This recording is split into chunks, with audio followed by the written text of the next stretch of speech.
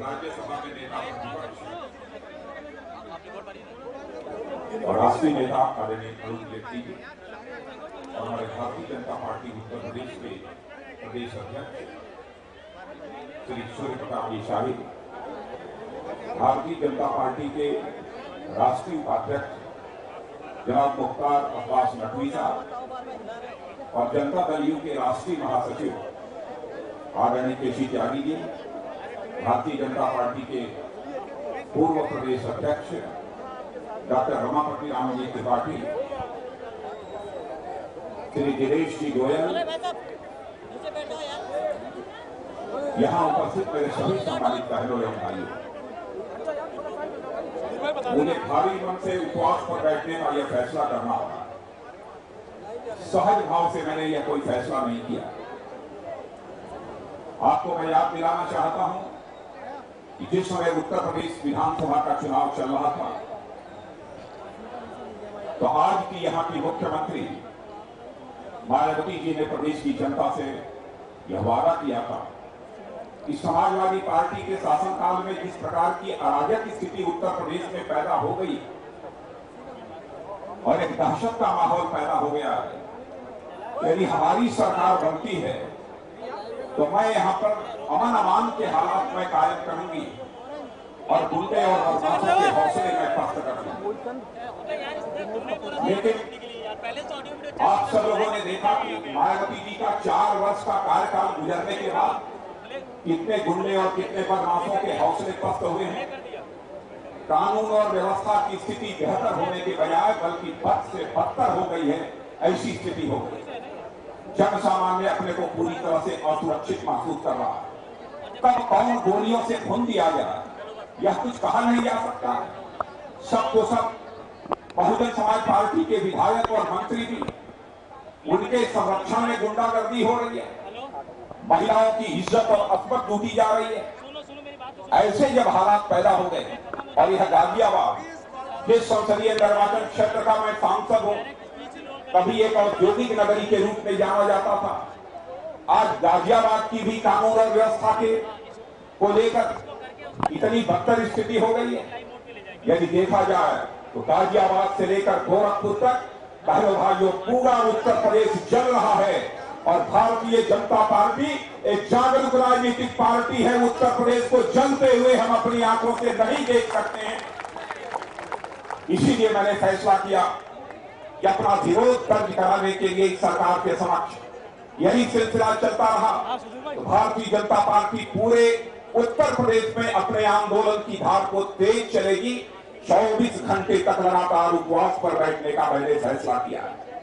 यदि मैं आपको बताऊं, नेशनल क्राइम रिपोर्ट ब्यूरो की एक रिपोर्ट आपको जानकर आश्चर्य होगा, केवल 2009 में लगभग 28,000 मामले जो कि दर्ज हुए थे पुलिस के थानों में पूरे उत्तर प्रदेश में, लेकिन जो दर्ज नहीं हुए सबको मिला दिया जाए तो लगभग 50,000 से अधिक वारदातें केवल उत्तर प्रदेश में हुई। और उत्तर प्रदेश में दहशत का आलम इस सीमा तक कि केवल 2009 में 636 बार पुलिस फायरिंग हुई है, जबकि जम्मू कश्मीर जहां पर की आतंकवादियों की बराबर दहशत रहती है, उस जम्मू कश्मीर में 2009 में केवल 147 बार पुलिस फायरिंग हुई है। यानी उत्तर प्रदेश में पुलिस फायरिंग इस हिंदुस्तान के सभी राज्यों से अधिक हुई है। यह हुआ है तो केवल मायावती जी के शासनकाल में हुआ है। आपको यह भी जानकर आश्चर्य होगा कि पुलिस फायरिंग में एक वर्ष में केवल 2009 में यहां पर 58 लोगों की जानें गई हैं, वहीं पर जम्मू कश्मीर में केवल 28 लोगों की जानें गई हैं। यहां पर भी आतंकवादियों की दहशत रहती है। इतनी हालत यहां पर बदतर हो चुकी है। और आप जानते हैं वादा यह भी किया हमारी हुकूमत आ जाएगी तो 2 साल के अंदर 24 घंटे की बिजली मुहैया कराई जाएगी। कितने घंटे बिजली आपको मिल रही है यह बताने की जरूरत नहीं है।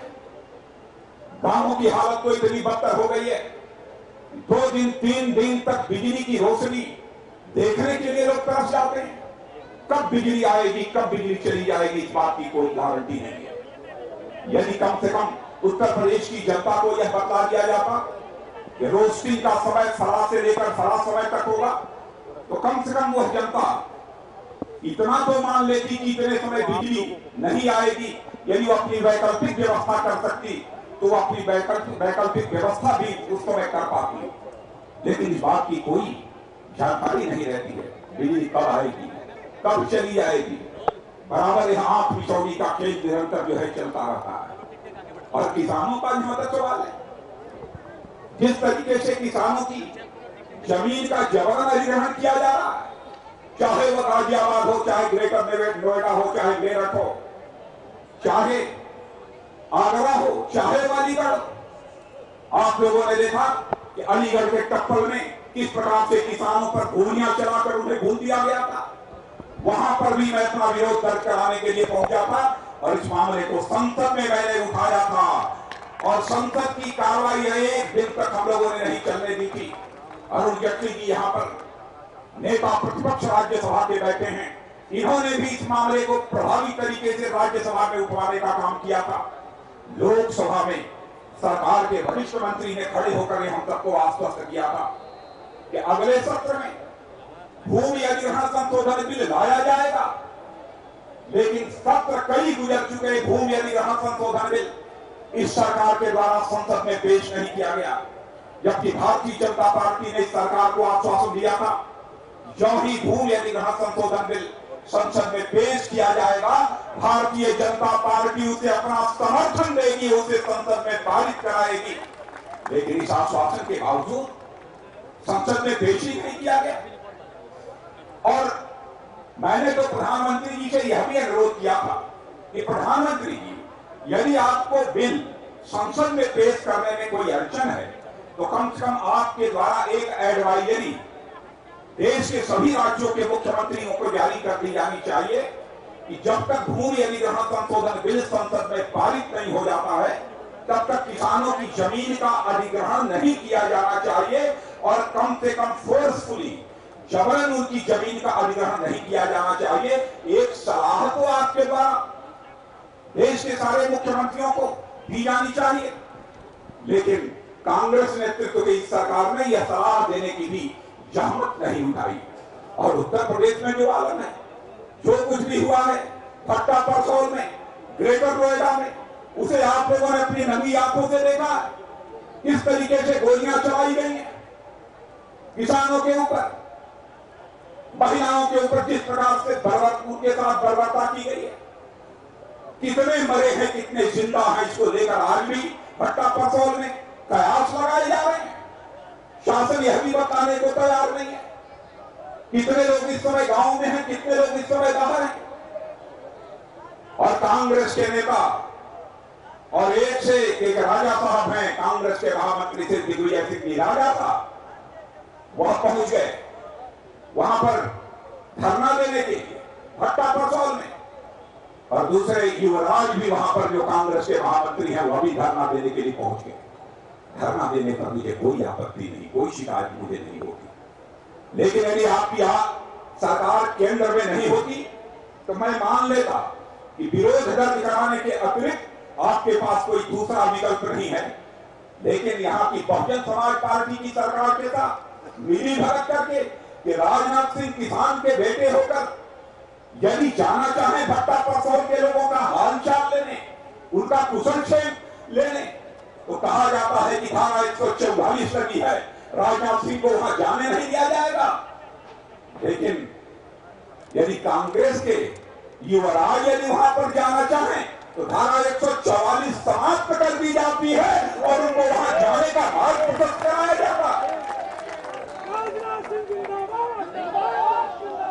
उन्होंने आश्वासन दिया, उन्होंने कहा था धरना पर बैठते समय, कहा था अनिश्चितकालीन तक अनिश्चितकालीन ये हमारा धरना है और हमारा धरना तब तक चलेगा जब तक कि हमारी मांग पूरी नहीं हो जाती है।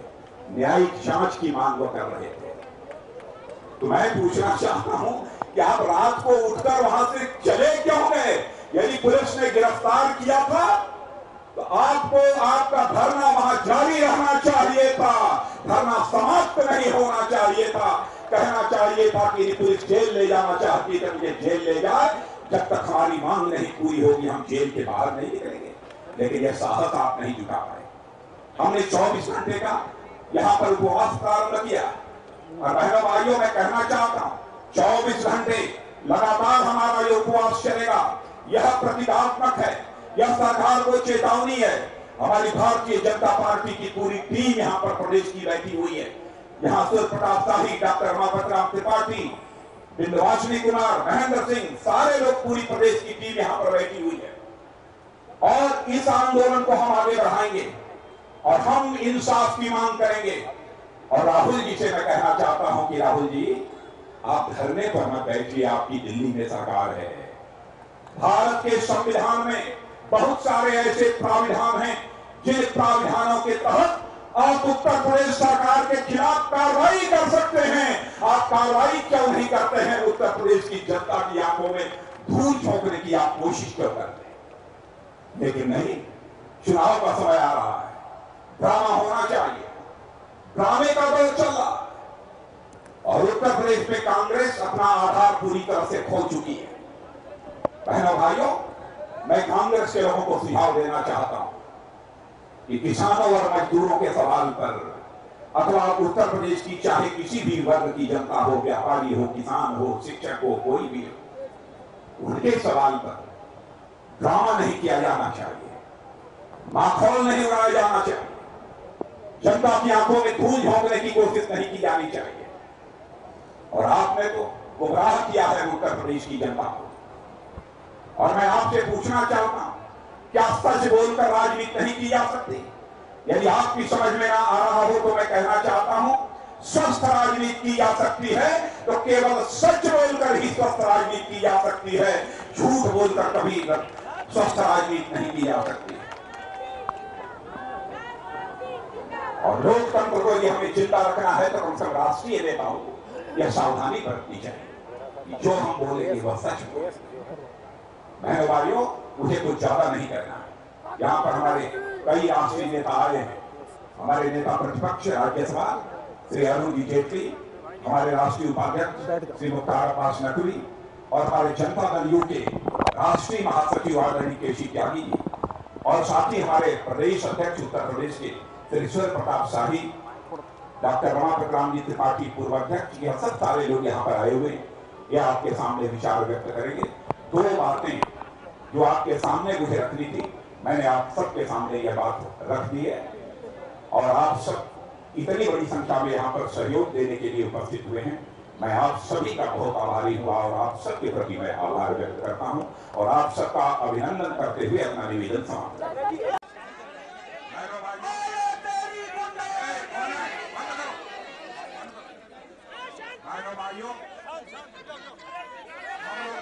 लोकतांत्रिक तरीके से उत्तर प्रदेश की मायावती सरकार के खिलाफ यहाँ पर उपवास पर बैठे थे।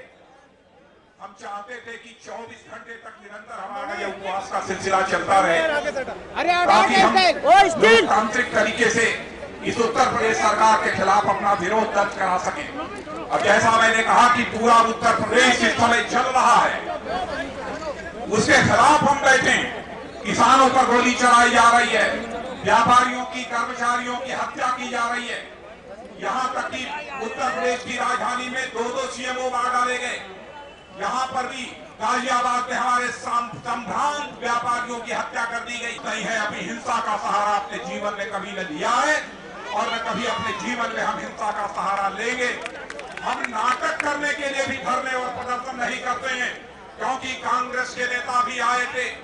भट्टा परसौल में आपने देखा, उन्होंने कहा निश्चितकालीन उनका धरना होगा जब तक किसानों की मांग पूरी नहीं हो जाएगी। लेकिन कांग्रेस और बसपा की मिली भगत है, धारा 144 समाप्त कर दी गई और युवराज को भट्टा परसौल जाने की इजाजत दी गई, लेकिन किसान के बेटे राजनाथ सिंह को वहां जाने की नहीं दी गई।